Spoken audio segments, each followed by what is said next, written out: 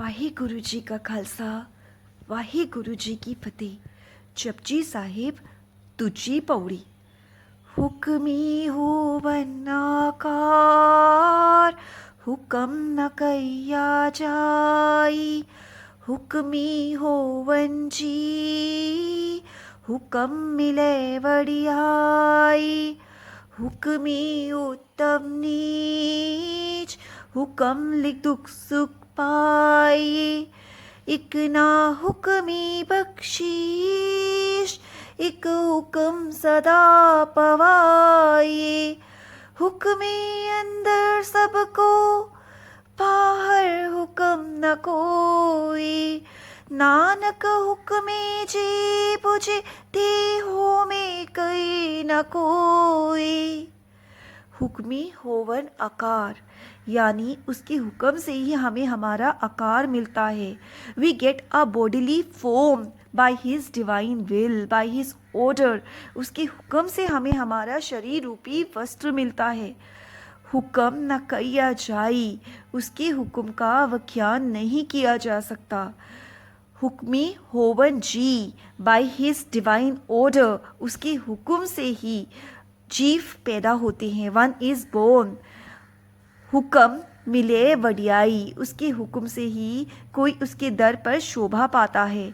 हुक्मी उत्तम नीच, bye his divine will, by his order, उसके हुक्म से, उसके भाने से कोई अच्छा बन जाता है, कोई बुरा बन जाता है। हुक्मी उत्तम नीच।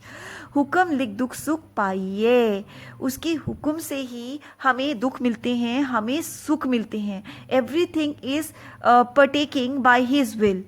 Everything is in accordance with his will. He is the cause of all causes. वो सभी कारणों का कारण है। हुक्मे अंदर सबको, बाहर हुक्म न कोई।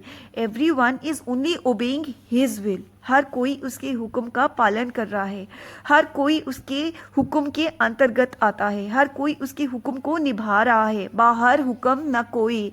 No nothing is manifesting is in the universe beyond his will.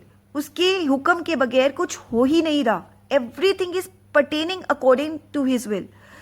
Nanak हुक्मे जे बुझे, ते होमे नहीं कहे ना कोई। If one understands this, that everything is pertaining according to the divine will, whatever is happening in life, good, bad, whatever is happening, it's happening in accordance to his divine will. तो then no one will develop pride. होमे का मतलब अहंकार. No one will say that I am the doer of this action.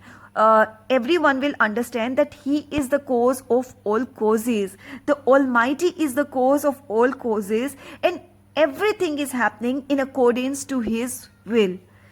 Waheguru ji का खालसा वाहिगुरु जी की फतेह।